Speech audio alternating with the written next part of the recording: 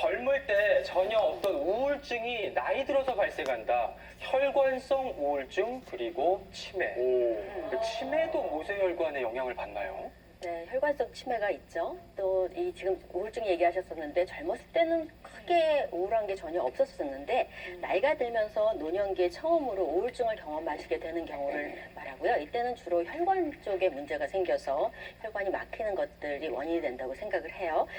그림을 보시면 이제 MRI나 이런 거를 찍었을 때 좌측에 있는 게 정상뇌고 우측이 혈관성 우울증을 시사하는 뇌인데 까맣게 된 가운데가 뇌 척수액이 있는 뇌 실이에요. 네. 그 주변에 보면 하얗게 점같이 좀 돼 있는 게 좌측도 있고 네. 우측도 있지만 좀 더 우측이 더 이 뇌실 사이에 좀 더 많이 하얗게 돼 있는 선명하게 더 네, 네. 하얗네요. 그게 조그만 혈관들이 막히면서 저렇게 아. 나타나는 거고요. 누구나 다 조금씩은 막히는데 네. 이게 조금 지나치게 되는 경우에 이런 증상을 나타낼 수 있겠죠. 그 원인으로는 흔히 고혈압, 당뇨, 이상지질혈증 이게 원인이기도 하고요. 우울증 증상을 나타내는 데는 세로토닌이라고 하는 게 굉장히 큰 작용을 한다고 알고 계시잖아요. 네. 그거를 합성하는 부위라던가 그런 것들을 관할하는 신경 부위에 혈관에 이상이 생기면 좀 더 증상이 두드러질 수 있겠습니다. 이렇게 이제 모세혈관이 막혀서 생기는 우울증이 다른 우울증과 구별되는 그런 증상이 따로 있을까요, 교수님? 네, 이제 우울증이 젊었을 때 생기는 사람들은 이제 지속적으로 약간 우울한 성향이 있으면서 또 외부적으로 좀 안 좋은 일이 있을 때 심하게 우울증이 나타난다고 보면 이런 분들의 우울증은 사실은 조금 기복도 있고요.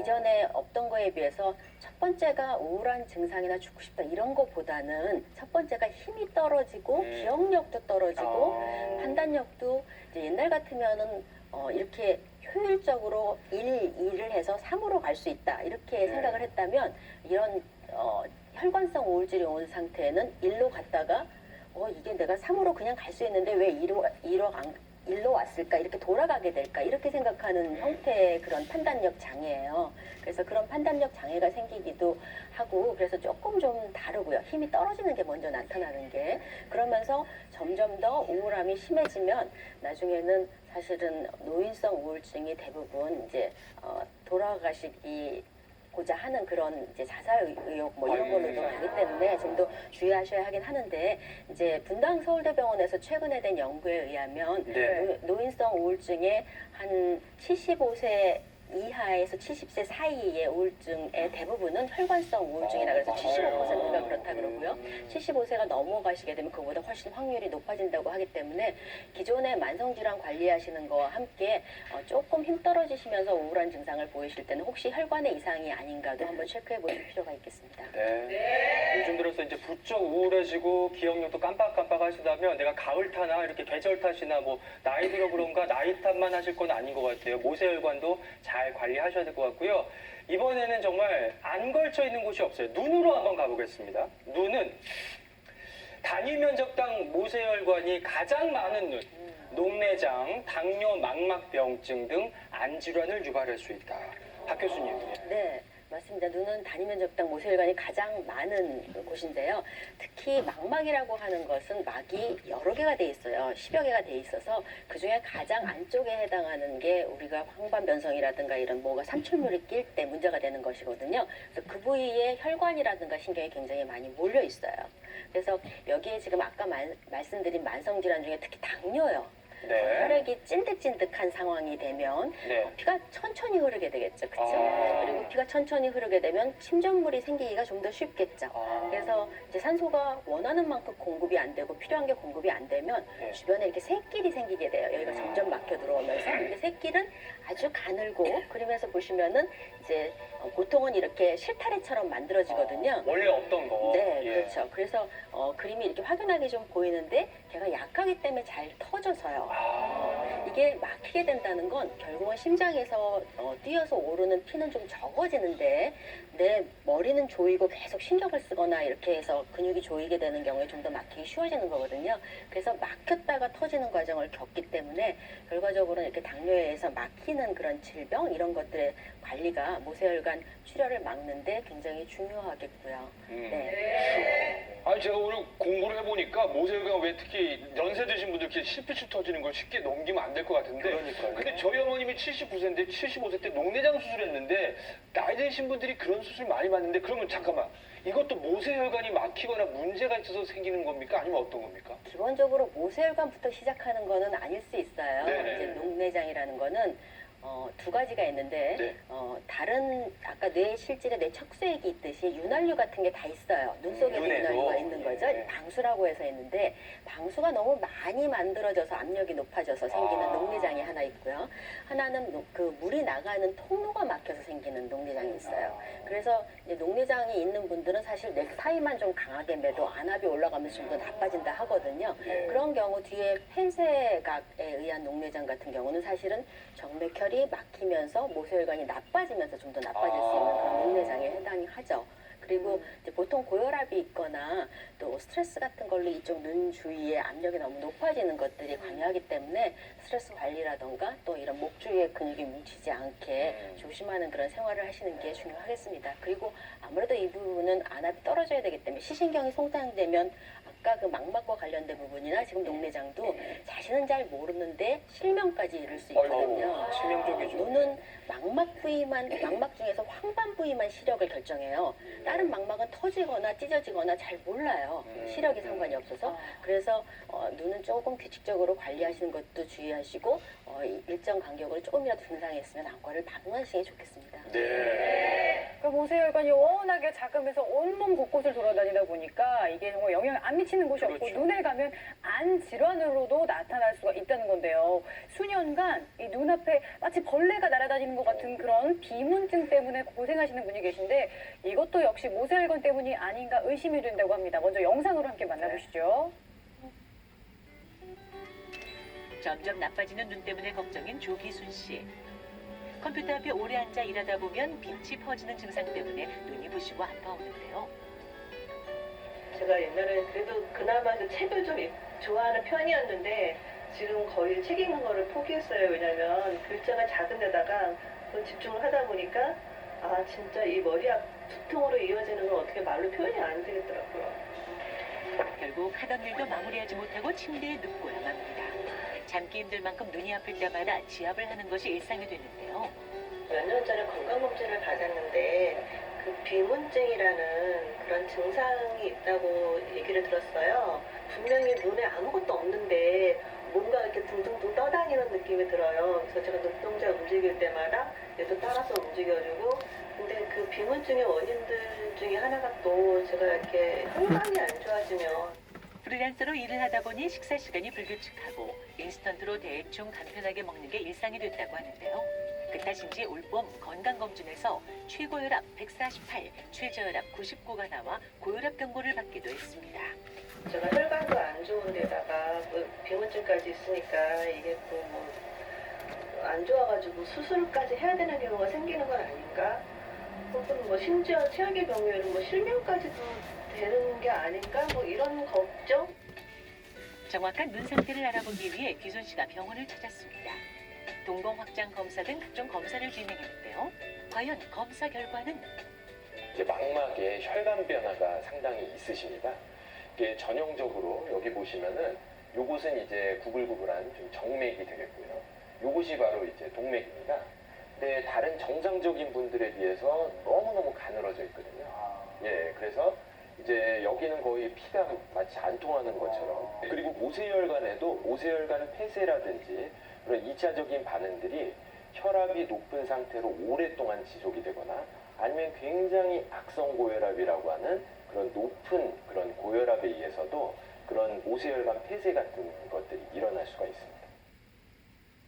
아무튼 뭐 진짜 흔한 말로 몸이 천냥이면 눈이 900냥이라고. 그렇게 중요한 게 눈이잖아요. 눈이 안 보이거나 불편하면 얼마나 고생이 되실까 걱정이 되는데 일단 검사 결과 보니까 당장의 이 비문증은 뭐 모세혈관 때문은 아니라고 그랬어요. 근데 정맥혈관이 좀 안 좋으니까 모세혈관까지도 손상될 위험이 있다 이렇게 말씀을 주셨거든요.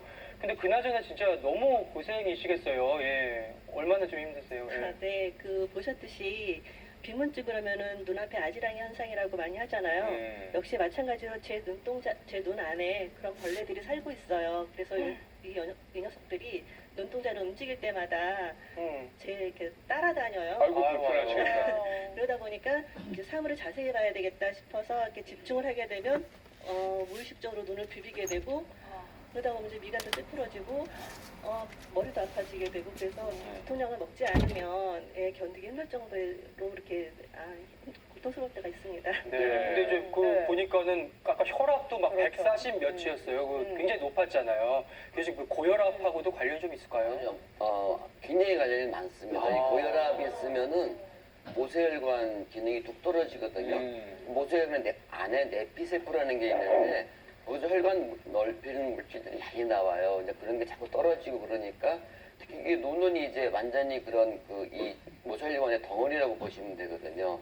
그래서 우리가 그 녹내장 초기나 아니면 망막병균의 초기나 안과 선생님들이 무슨 약을 쓰냐면은 혈관 확장제를 많이 써요. 그래서 하여튼 우리가 말고 있는 그런 혈관 넓히는 약들을 많이 쓰고 꼭 혈압 관리하세요, 체중 빠세요 그런 얘기를 하시거든요. 근데 아직도 지금 혈압이 조절이 잘 안 되세요. 더 철저하게 하시고 아까 보니까 국수 짜장면인가요? 라면 좋아하시는데 그런 거 너무 맛있어 보였어요. 줄이시고 많이 줄이시고 그래서 정말 체중 줄이시고 혈압 조절하고 운동하고 배 줄이시면은요 이런 눈뿐만 아니라 모든 저기 장기가 다 좋아지십니다. 그러니까 다시 강조하지만 모세혈관은 전신 질환입니다. 그 중에 하나가 눈으로도 올 수도 있는데. 그렇죠. 그러니까 건강 관리를 위해서 꼭 고혈압 관리 꼭 계속해 나가시길 바랄게요. 네, 오늘 감사합니다.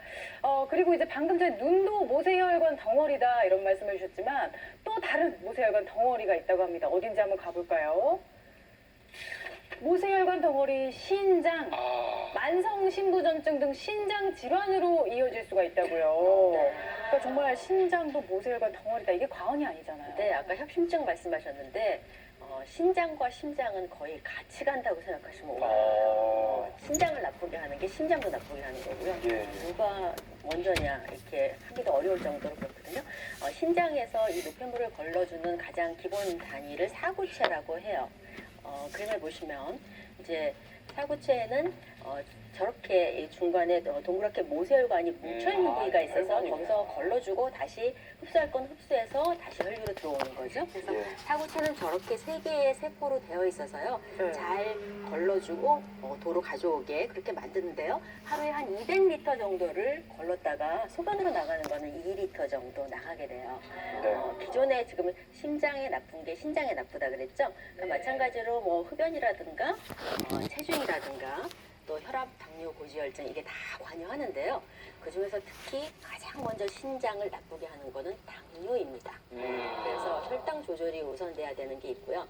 그냥 이런 게 없는데도 나는 신장에 이상이 있어 하시는 분들은 사구체 질환이 원래 있는 분이거나 아니면 신장을 나쁘게 하는 가장 나쁜 습관은 아침에는 별로 먹지 않고 저녁에는 많이 먹어서 기름이 쌓이게 하는 거. 기름만 쌓이면 염증이 생기고 신장은 저렇게 사구체가 많이 있고 많은 일을 하기 때문에 조절이 많이 필요한 장기거든요. 그래서 그걸 한꺼번에 몰아서 먹으면 굉장히 나빠지는 장기예요.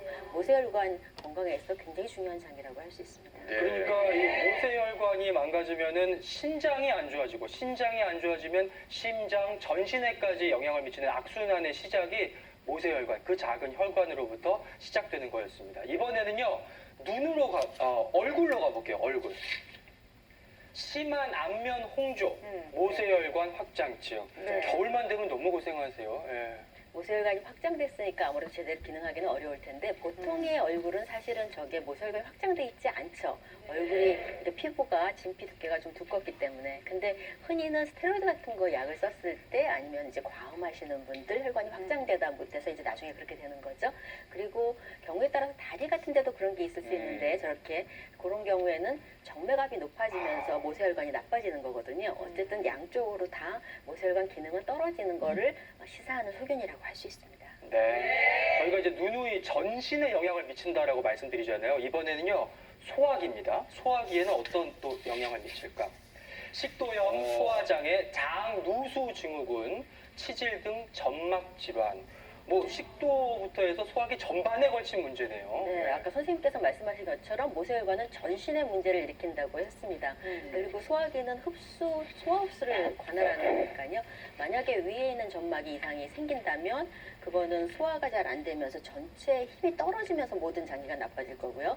장애 누수 증후군이라고 하는 거는 네. 흔히들 어르신들이 뭐라 그러냐 하면 다 급성 장염 걸렸어 하시는 때가 있어요. 네네. 열도 안 나고 아무 문제 없는데 설사하시고 흡수가 잘 안 된다는 얘기예요. 그거는 이제 지금 모세혈관의 기능이 떨어지는 거랑 굉장히 직결된다고 할 수 있는데 그림을 보시면은 모세혈관은 여러 가지가 있는데 네. 그냥 일자로 돼 있어서 잘 못 들어가게 막는 그런 모세혈관도 있고요. 저기 지금 보면은 중간중간 이렇게 구멍이 있잖아요. 네. 모공이라고 하는 것들이 있고 또 이게 이런 걸 유착 모세혈관이라고 하는데 그거를 통해서 영양소랑 뭐 펩타이드 같이 조금 큰 것들 그런 것들이 왔다 갔다 하게 네. 만들어서 이런 장이라든가 신장 이런 데는 이렇게 저렇게 동그란 구멍이 있으면서 하는 것 같이 되어 있는 그런 교환. 것이고요. 예. 그렇게 되면은 지금처럼 체력이 떨어지고 소화력이 떨어지거나 아니면은 설사를 하시게 되면서 감염의 위험이 높아지는 등 다양한 증상을 나타낼 수 있습니다. 그러니까 이 모세혈관이 우리 몸에 그물막처럼 있으니까 보니까 관이 안 되는 게 없는데 근데 왜 큰 혈관 같은 거 있잖아요. 뭐 동맥이나 정맥 같은 경우는 막히거나 뭐가 쌓이면 왜 스텐트 수술이라고 해서 그걸 확장하잖아요. 뚫어져. 근데 이거는 모세혈관 아까 머리카락의 10분의 1이니까 너무 얇아서 이거 뚫지도 못할 것 같고 아니면 또 막히면 어떻게 하나 자기가 알아서 돌아가는지 이것도 고민이 되긴 하거든요. 이 너무 가늘어서 절대로 시술이 되지는 않죠. 그래서 이제 쉬워요. 사실은 관리는 생활습관 관리, 우리 살 빼고 운동하고 혈압 있는 분은 혈압, 당뇨 관리 잘하고 담배 꼭 끊으시고. 근데 여성분들은 여성 호르몬을 잘 쓰시면은 굉장히 좋아지는 분도 있으세요. 그리고 약이 있습니다. 사실은 그 약을 쓰면 60% 이상이 아주 보존되시거든요. 선생님이 약 드시라고 하면 꼭 드셔야 돼요. 근데 그러면 내가 진단을 받았는데 치료를 안 하고 약도 안 먹으면 어떻게 될까? 이게 한 5배가 더 많이 옵니다. 심근경색이. 전혀 치료를 안 한 분보다. 그래서 제 환자분들이 약 잘 드시고 괜찮다가 다 나았나 보다 하고 약 임의로 끊어서 여러 번 그냥 돌아가신 진짜 환자 많이 잃었어요. 그래서 꼭 의사 선생님이 하라는 대로 하셔야 됩니다. 네. 지금 이제 운동의 중요성도 굉장히 강조해 주셨는데 동맥에는 뭐 근력 운동이 좋고 정맥에는 유산소 운동이 좋다. 뭐 반대로 알고 계시는 경우들도 있고 아무튼 모세혈관에는 뭐가 좋은지 그러니까요. 그거 정말 궁금합니다. 말씀 듣다 보니까 나의 모세혈관은 과연 튼튼할까 걱정되시죠. 혈행 개선과 또 모세혈관을 튼튼하게 하는 데 도움이 되는 모세혈관 튼튼 운동 김선우 교수님 한번 모시고 배워보겠습니다. 예. 앞으로 모실게요. 모세혈관의 좋은 운동입니다. 오늘 지금 모세혈관이 얼마나 중요한지 배우고 계시잖아요. 사실 간단하게 이야기하면 심장에 가까워질수록 굵기가 굵은 혈관들이 많아지고요. 심장에서 멀어질수록 굵기가 점점 얇아지는 모세혈관들이 많이 포진되어 있거든요. 그러다 보니까 말초기관, 솜다리라든지 종아리 같은 근육을 잘 활용해주면 모세혈관 순환을 도와주는데 많은 도움이 될 수 있습니다. 그래서 첫 번째는 감전 운동이라고 해요. 엎드려 누워서 한번 해볼 건데요. 네, 마치 전기에 감전된 것처럼 몸을 벌벌벌벌 떤다고 해서 외국에서도 사실 이 운동을 많이 하고 있거든요. 네, 이렇게 누운 상태에서 다리는 딱 당겨주시고요. 네. 손을 위로 쭉 뻗어주시는 거예요. 조금 내려갈게요. 손을 위로 쭉 뻗어서서 손을 이렇게 발발발발 떨어주세요. 그리고 다리를 같이 동시에 발차기를 하는 거예요. 마치 전기에 감전된 것처럼 손발을 달달달달 털어주시는데 네, 털어주는 거네요. 다리는 발뒤꿈치가 엉덩이를 때리듯이 쾅쾅쾅쾅 차주시고 손끝은 막 털어주시는 거예요. 이것도 허벅지에 힘이 되게 많이 가는데요? 그렇죠. 이거 해보시면 아시겠지만 손끝에도 이 전완이라고 하는 팔의 앞부분, 상완, 위에 부분 그리고 허벅지 근육까지 전신의 근육을 다 사용할 수 있는 운동인데 특히 말초기관의 근기능을 조금 더 집중할 수 있어서 모세혈관을 강화시키는 데는 큰 도움이 되는 운동이에요. 어떠세요? 힘드시죠? 아니 전기에 넘어가서 이제 허벅지랑 팔이 되게 이거 운동이 많이 되는데요? 네, 이거는 어르신들도 누워서 편안하게 하실 수 있고 큰 근육, 작은 근육을 동시에 잘 활용할 수 있기 때문에 모세혈관 순환에 굉장히 도움이 되는 운동이고요. 자, 두 번째 한번 배워볼게요. 이제 전신의 순환을 시켰으니까 하체 순환 중요하잖아요. 이렇게 의자에 앉은 상태에서요. 네, 발끝을 접었다 폈다 하는 운동이에요. 우리 종아리 근육이 굉장히 모세혈관을 많이 포함하고 있고 또 말초기관 중에서는 가장 큰 부위를 차지하는 근육이죠. 그러다 보니까 허리를 쭉 핀 상태에서요. 다리를 한번 쭉 들어볼까요? 들었을 때 발끝을 접고 구부려줄 때 발끝을 펴주시는 거예요. 자, 접고 피고 접고 피고. 자, 이렇게 하게 되면 허벅지와 종아리의 수축력을 강화시키면서 모세혈관이 많이 포진되어 있는 종아리 근육, 발목 사이에 자극을 충분히 해주면서 순환이 잘 되거든요. 이 운동은 사실 종아리가 잘 붙고 발목 통증이 있으신 분들이 해도 굉장히 도움이 되는 운동이에요. 당겼다가 밀었다가 당겼다가 밀었다가 양발 교대로 수시로 자주 해보시면 하지의 순환을 개선시키는 데 많은 도움이 될 수 있어요. 자, 마지막은 이제 손을 한번 해볼게요. 손은 이제 하체 순환, 전신 순환 했으니까 상체 순환이에요. 다리를 어깨 너비 정도로 벌린 상태에서 양손을 이렇게 딱 모아볼게요. 팔을 모아주려고 하면 벌써 상체의 근육들이 딱 힘을 줘서 긴장하게 되잖아요. 네. 이때 무릎을 살짝 구부리면서 엉덩이를 조금만 빼줘요. 네, 이 상태에서 원을 한번 그려볼까요? 자, 이렇게 원을 그리려면 손바닥을 붙이고 원을 그려야 되기 때문에 상체가 긴장을 하죠. 이때 한쪽으로 쭉 돌려주는 거예요. 시선은 손을 따라가고 다시 원래대로 와서 하나, 둘, 셋 돌려주고 또 반대쪽으로 한번 쭉 가볼게요. 스트레칭도 많이 되는데요. 그렇죠. 스트레칭. 그리고 손끝을 모으고 해야 되기 때문에 손끝이 따뜻해지면서 혈액이 도는 느낌이 드실 거예요. 요거를 자주 해주시면요. 이제 날씨 추워지잖아요. 네, 손끝, 발끝, 수족냉증 있으신 분들한테도 많은 도움이 될 수 있으니까 우리 시청자 여러분들 자주 해보시면 좋겠습니다. 네, 여기까지 배워볼게요. 잘 배웠습니다. 네, 정말 뭐 겨울 앞두고 저는 수족냉증 걱정됐었는데 그런 거에 도움이 될 것 같으니까 꾸준히 해보면 좋을 것 같고요. 지금 말초 혈액순환 운동 배워봤고요. 잠시 후에는 또 모세혈관 튼튼하게 하는 근력 운동도 준비되어 있으니까 잠시 후에 배워볼게요. 자, 오늘 모세혈관에 대해서 여러 가지 새로운 정보들을 배우고 있는데, 근데 앞서 이제 우리가 확인할 수 있는 혈관은 한 전체 10% 정도밖에 안 된다고 하고, 그렇죠. 더군다나 모세혈관은 너무나 가늘고 깊이 들어있는 경우에는 우리가 확인을 할 수 없다, 이렇게 표현을 하셨어요. 그렇다면 내 모세혈관이 지금 건강한지 또 안 좋은지 이걸 어떻게 알 수가 있을까요, 교수님?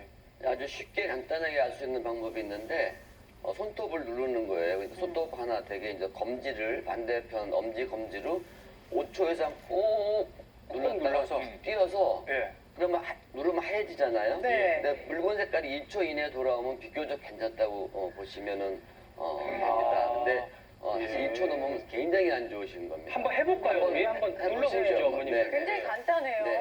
네. 그럼 한번 다 같이 한번 우리 1초만 꾹 눌렀다가 떼보고 돌아오는 거고. 색깔을 관찰하면 되는 거죠. 저는 괜찮네요. 아, 건강하시네요. 한뭐 1초 되세요? 2초?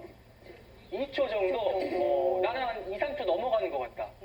우리 아직은 건강하시네요. 다행입니다. 근데 이게 만약에 돌아오는데 시간이 많이 걸린다 이러면 이제 모세혈관에 좀 문제가 있다고 해서 볼 수가 있을 것 같고요. 박 교수님 또 어떤 방법이 있을까요? 네, 우리 몸에서 모세혈관을 관찰하기 쉬운 부위가 말씀하신 것처럼 손톱 바로 위에 피부 부위예요. 그림을 보시면 그냥은 볼 수 없고요.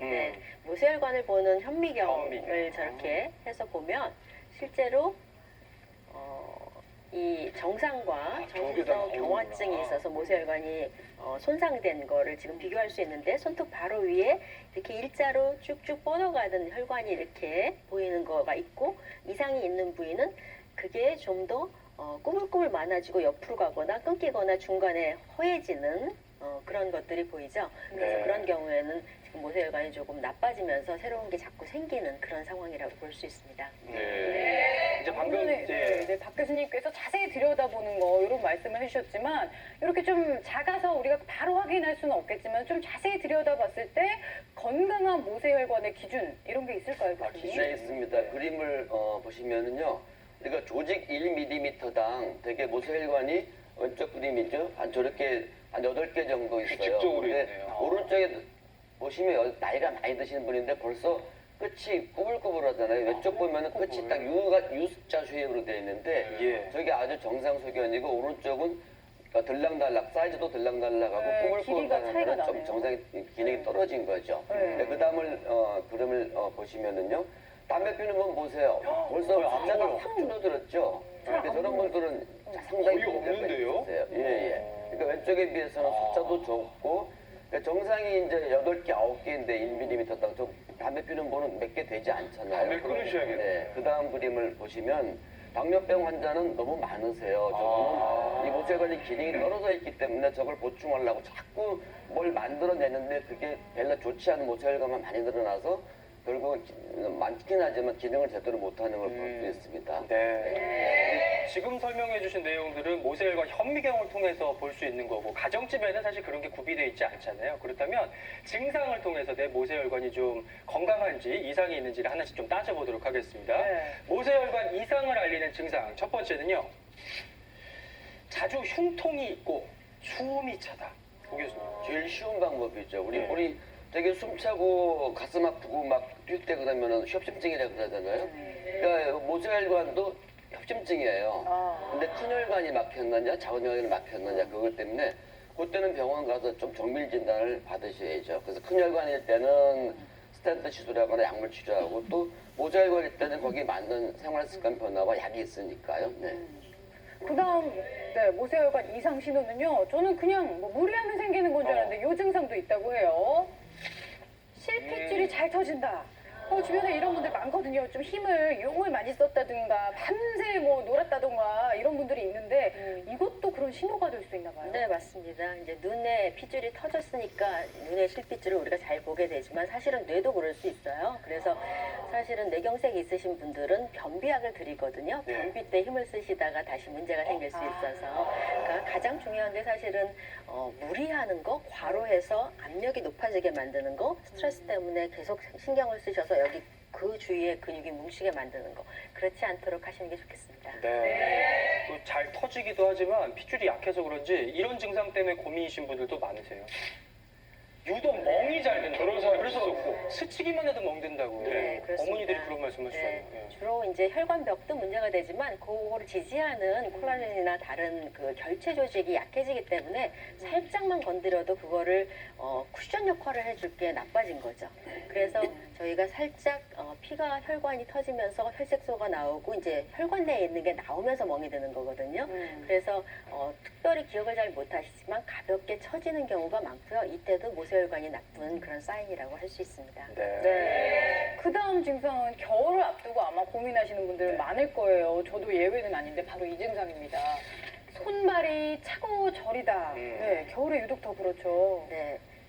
어르신들은 알이라고 말씀을 많이 하시는데 언제 가장 많이 생기느냐 하면요. 한겨울보다는 더웠다가 추워지는 그때 생겨요. 그러니까 여름에서 가을에 갈 때 많이 딱 생기고요. 병원 때네요. 네. 그리고 사실은 저린 거는 가장 흔한 거는 근육이나 이런 것 때문에 신경계가 눌리는 거예요. 목 디스크나 뭐 이런 거. 그래서 저린 거를 무조건 혈관계로 생각하실 건 아닌데 차고 저리고 아리고 이런 게 생기는 거는 혈관계라고 할 수 있는데요. 보통 증상이 어떠냐 하면 보통 일을 할 땐 잘 모르다가요. 쉬시려고 하셨을 때 혈관이 쫙 긴장되기 시작하면서 심장 뛰는 것처럼 약간 뭐가 풀리는 것 같으면서 저린 감각이 나온다면 이건 혈관계가 조금 나빠지는 사인입니다. 아니 제 아이 같은 경우도 아이 둘러온 다음에 수족냉증이 조금 더 심해졌는데 제 연배 보니까 이 수족냉증이 심한 분들은 생활을 못할 정도로 불편하다고 하는데 이것도 만약에 모세혈관이랑 관련이 있으면 이게 혹시 치료가 쉽지 않은 건가요? 아니면 치료할 방법이 있나요? 네, 지금 말씀하신 것처럼 모세혈관 자체는 조금 쉽지는 않고요. 근데 네. 이제 그런 것 중에서 레이너병이라고 하는 것들이 있는 경우가 있어요. 네. 그것도 말초혈관의 문제거든요. 그래서 그런 경우에는 또 약을 쓰기도 하고요. 아주 다리 쪽이나 이런 쪽이 말초혈관이 막혔거나 기름으로 막혔거나 아니면은 동맥경화도가 심해서 막혀 들어오는 경우가 있거든요. 그런 경우에는 동맥경화도 검사를 하고 혈관 조영술을 해서 이상이 있으면 거기에 맞는 뭐 고지혈증 약이라든가 혈전용해제라든가 뭐 다양한 약을 시도해 볼 수도 있겠습니다. 네. 근데 이제 차고 저리는 것뿐만 아니라 아픔을 호소하시는 분들도 계시더라고요. 볼까요? 허벅지에 유독 통증이 있다. 네. 이거는 왜 이제 그렇죠? 허벅지 쪽에 통증이 있는 거는 일반적으로 허리가 약하신 분들이 오래 걸으실 때 근육이 이쪽이 뭉치면서 나이가 들면은 그런 일이 있고요. 그리고 허벅지 바깥쪽으로 통증이 있는 것들은 이제 자세에 따라서 만약에 똑같은 자세에서 나타난다면 그것도 허리에서 오는 원인이기 쉽고요. 경우에 따라서는 체중이 갑자기 늘면서 요 바깥으로 나가는 신경이 아주 피하 쪽으로 붙어 있는 신경이 눌리면서 그럴 때가 있어요. 그럴 때는 또 체중 감량을 하면 통증이 좀 없어지기도 하지만 결론적으로 신경이 눌리거나 아니면 모세혈관 있는 데가 뭉치고 그러면서 염증이 생기면서 증상이 있는 거라서 보통 만질 때 아픈 증상이 나타납니다. 네. 근데 이제 팔다리 뭐 손발만 신경 쓸 게 아니라 아까 뭐 가슴 충통도 있었잖아요. 이번에 머리 쪽에도 증상이 있어요. 야. 뇌 검사가 정상인데도 인지력이 떨어진다.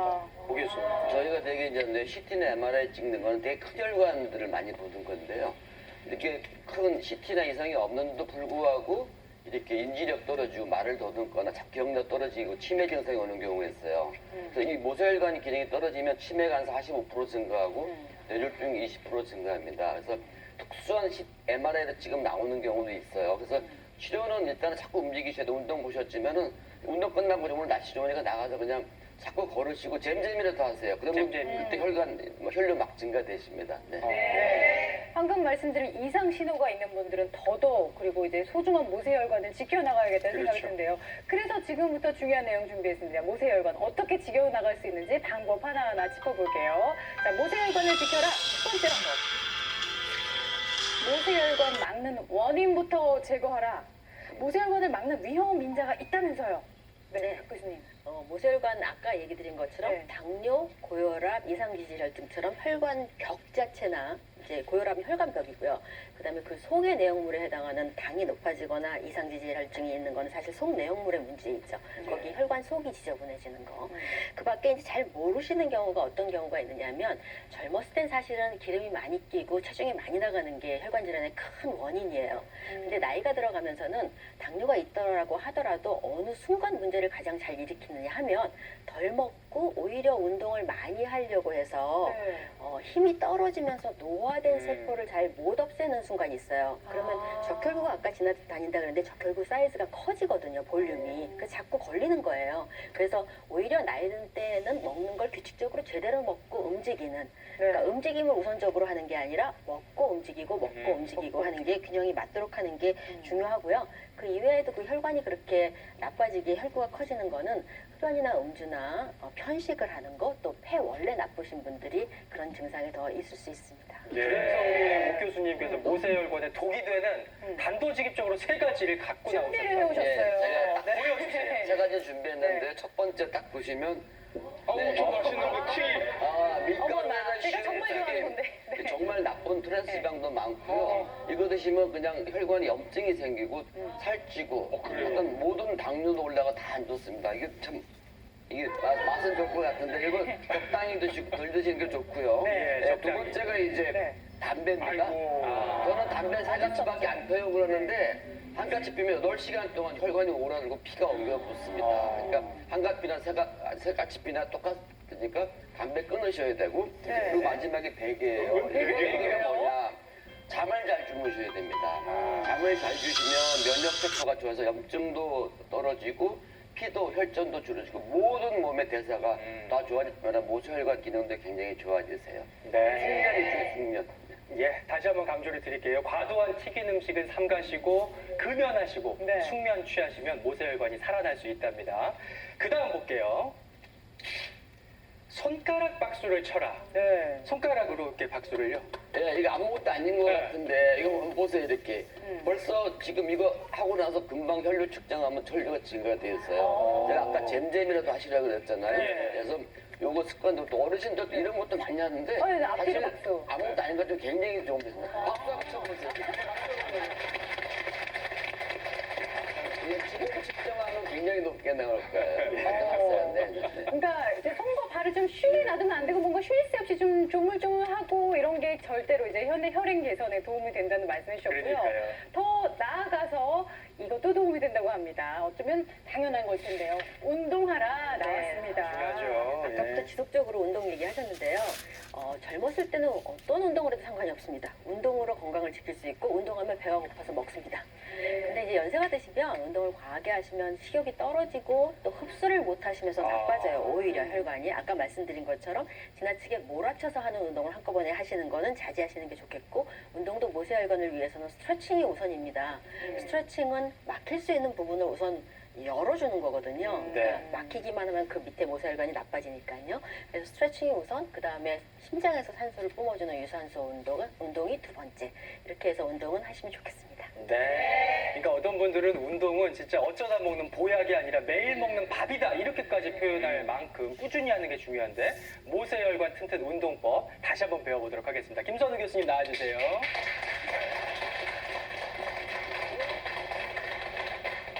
우리가 회사에서요, 위에서 일을 잘해야 아래에서도 일을 잘하잖아요. 혈관도 마찬가지입니다. 위에 있는 큰 혈관들이 일을 잘해야 아래 혈관들이 일을 잘하겠죠. 그래서 큰 혈관을 전신을 순환을 잘 만들어내서 강화시킬 수 있는 운동법 알려드릴 텐데요. 한번 바닥에 엎드려 볼게요. 네. 동작은 엎드려 수영하기라는 동작이에요. 이거는 척추 주변의 근육과 하체 근육, 전신의 근육을 다 쓰는 동작인데요. 바닥에서 턱을 한 10cm 정도 들어볼게요. 든 상태에서 왼팔을 쭉 올릴 때 무릎을 구부리지 않고 반대쪽 오른쪽 다리를 같이 올리는 거예요. 그리고 내렸다가 반대로 오른팔 올릴 때 왼쪽 다리, 또 반대로 들고 내리고 들고 내리고, 이때 시선은 정면을 보시는 거예요. 이 동작을 하게 되면 척추 주변의 근육을 강화하고 하체와 상체의 근육을 골고루 동시에 사용하기 때문에 혈관의 산소 포화도도 높아지고요. 그리고 전신의 순환을 도와주는 데 많은 도움이 되거든요. 허리 아프신 분들 특히 이렇게 해보시면 디스크 지원에도 도움이 되는 운동이니까 오늘 전신의 큰 근육 순환을 위해서 열심히 한번 따라해 볼게요. 네. 자, 한번 열심히 해보시고, 자, 두 번째는요. 다음은요. 옆으로 볼 거예요. 요거는 인어공주 발끝 접기 운동이에요. 저보고 인어공주 네, 오늘 한번 인어공주가 돼볼 건데요. 공주 한번 해보시죠. 네, 팔꿈치를 이렇게 세워서 세워주시고, 네, 가슴을 쭉 편 상태에서 아랫다리는 구부리고 위에 다리는 발끝을 접은 상태로 쭉 차주는 거예요. 그리고 그 상태에서 허벅지가 버티는 동안 발끝을 폈다 접었다 폈다 접었다 폈다 접었다 하고 다시 내릴게요. 다시 한번 호흡을 후 내쉬면서 올렸다가 발끝을 피고 접고 피고 접고, 요 동작을 반복해 주시면 엉덩이와 허벅지가 다리에 무게를 들어 올리면서 긴장하고 있는 동안 발끝을 같이 움직여 줄 수 있으니까 우리 몸의 가장 큰 근육군인 하지를 전체적으로 쓸 수 있는 굉장히 효과적인 운동이 됩니다. 그래서 오늘 네. 혈액순환 잘 하시길 바랄게요. 감사합니다. 뭐 따라하기 어렵지 않으니까 집에서 인어공주처럼 우아하게 한번 계속해보시면 좋을 것 같고요. 계속해서 모세혈관을 지키는 방법 배워볼게요. 그 다음은요.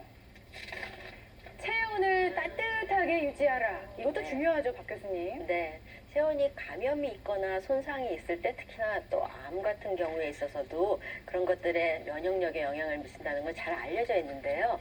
특히나 그 면역 세포들이 갑자기 활성을 갖게 하고 기능을 제대로 하게 하는 역할도 하고, 아무래도 혈액순환이 조금 빨라지면서 그 만들어진 면역 세포가 문제가 되는 곳으로 이동하는 것도 좀 더 잘하게 하죠. 실제로 연구를 보면 39도의 따뜻한 물에 1시간 정도 사람을 담그게 하고, 그 다음에 1시간 정도 바깥에 나와서 있었을 때 이런 면역과 관련된 모든 세포가 외부로부터 오는 그런 물질에 대한 저항이 굉장히 높아졌다는 연구가 있기도 하거든요. 그래서 체온을 잘 유지할 수 있도록 목도리라든가 다양한 그런 것들을 잘 쓰시는 게 겨울에 중요하겠습니다. 네. 요즘 뭐 아침 기온이 한 자릿수로 내려간다고 하니까 특히나 체온 관리 잘 하시고요.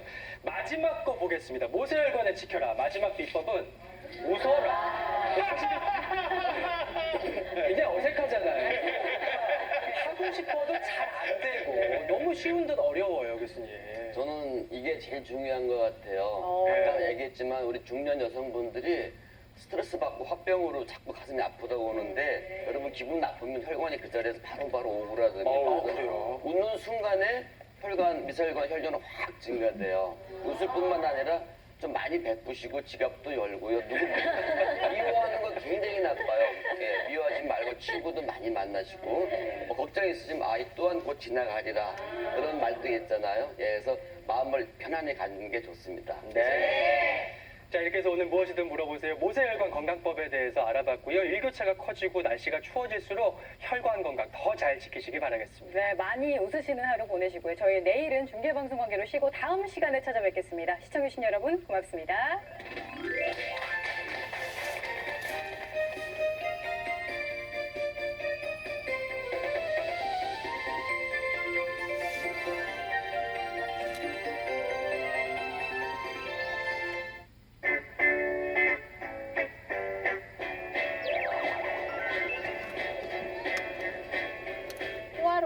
하려고 막 여행 가려고 막 그러는 거 그게 아니라 저희가 변화가 진짜 필요해서 여기 온 거라서 요새는 그냥 혼자 사는 느낌이야.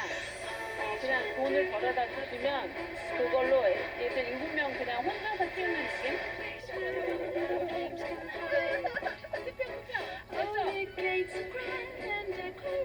제주로 가서 우리가 다시 한번 바꿔보자. 우리를 바꿔보자. 앞으로는 맑은 날 많이 하고 살자고. 같이 크자. 같이 커. 같이 잘해보게. 애들하고 같이 커가는 것 같아.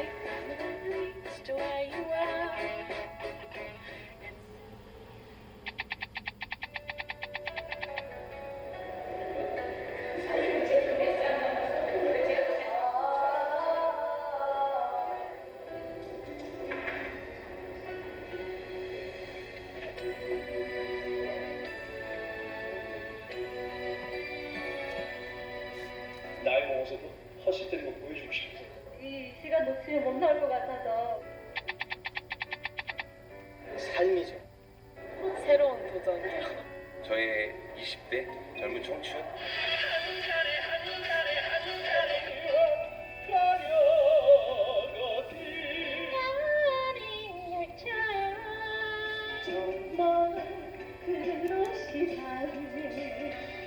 트로트가 좋아. 트로트가 좋아.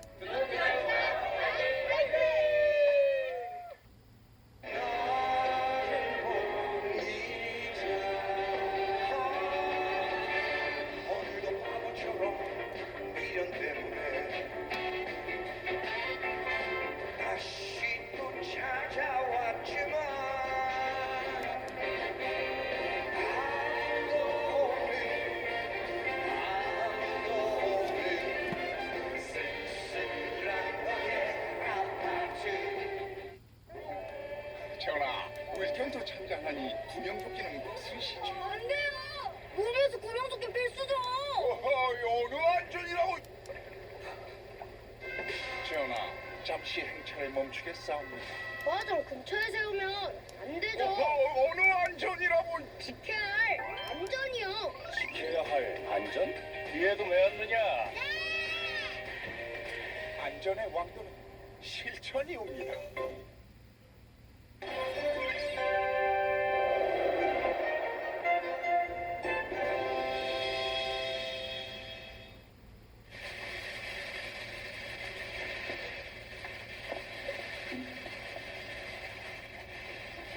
존경하는 국민들, 지난 8일 법무부 장관에 취임한 지 한 달에 즈음하여 국민과 검찰이 함께하는 검찰개혁 추진 계획을 발표하였습니다. 오늘은 지난 12일 법무부와 대검의 협의 결과와 13일 고위당정청 협의 결과에 따른 검찰개혁의 제도와 성과를 말씀드리고자 합니다. 우선 검찰개혁의 첫 번째 대통령령 개정 사항으로 특별수사부 명칭을 폐지하고 부서를 축소합니다. 검찰이 본연의 역할인 인권보호기관으로 거듭나기 위해서는 검찰의 직접 수사 축소가 반드시 필요합니다. 최근 대검도 특별수사부를 운영하는 검찰청을 3개청으로 축소하겠다는 입장을 이미 밝힌 바 있습니다.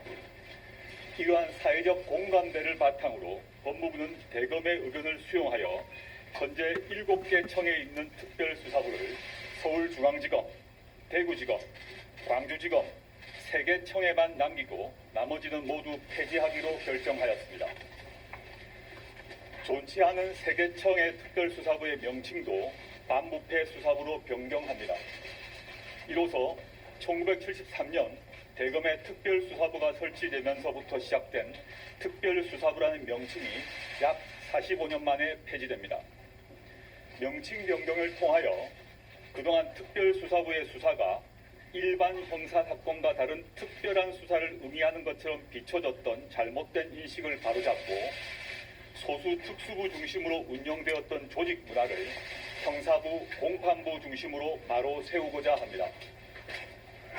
수사 대상을 검사장이 지정하는 사건으로 포괄적으로 규정하고 있는 현행 규정을 개정하여 공무원의 직무 관련 범죄, 중요기업 범죄, 등으로 구체화하였습니다. 특별수사부가 폐지되는 인천지검, 수원지검, 대전지검, 부산지검 4개청에서는 특별수사부를 형사부로 변경하여 민생사건을 보다 충실하게 수사할 수 있도록 하였습니다. 법무부는 이와 같은 내용이 포함된 검찰청 사무기구에 관한 규정 개정안을 내일 국무회의에 상정할 예정입니다. 서울중앙지검의 특수부 등 직접수사 부서 축소, 전국 각 검찰청의 형사공판부를 제외한 직접수사부서 축소에 대해서도 대검찰청과 협의하여 신속히 추진할 예정입니다. 다음으로 법무부 훈령인 인권보호수사 준칙을 법무부 령인 인권보호수사 규칙으로 상향 입법하여 규범력 및 실효성을 강화하겠습니다. 대검 등 관계기관의 의견 조회 중이고 10월 내로 제정할 예정입니다. 그 내용은 첫째, 1회 조사는 총 12시간을 초과할 수 없고 조사 후 8시간 이상 연속 휴식을 보장합니다. 둘째, 심야 조사를 21시부터 06시 이전 조사로 명시하고 자발적 신청이 없는 이상 심야 조사를 제한합니다.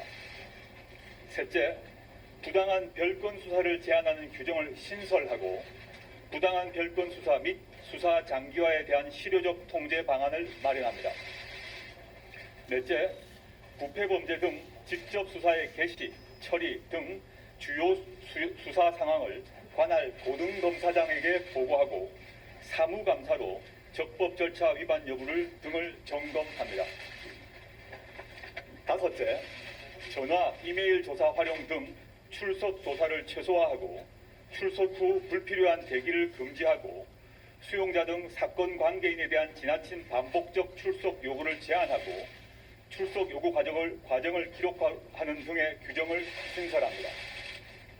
여섯째, 사건 관계인을 친절, 경청, 배려하는 자세로 대하고 모멸감을 주는 언행을 금지하도록 규정합니다.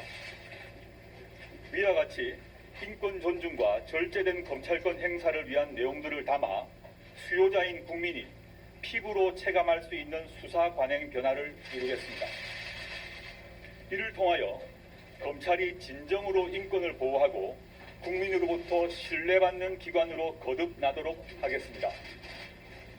또한 법무부는 공개수한 전면 폐지, 전문 공보관 제도 도입 등 대검찰청의 의견을 반영하고 관계기관의 의견 수렴을 거쳐 피의사실 공표 금지 법안을 10월 중으로 확정할 예정입니다. 다음으로 검찰에 대한 법무부의 감찰을 실질화하겠습니다. 검찰 공무원의 비위 발생 시 검찰청이 법무부 장관에게 보고하도록 하는 규정을 신설하고 법무부의 직접 감찰 사유를 추가하여 검찰에 대한 1차 감찰권을 확대하는 내용으로 법무부 훈령인 법무부 감찰 규정을 10월 중 개정하겠습니다. 검사가 감찰관으로 임용되는 경우를 차단하기 위해 현행 감찰관 임용 대상자에서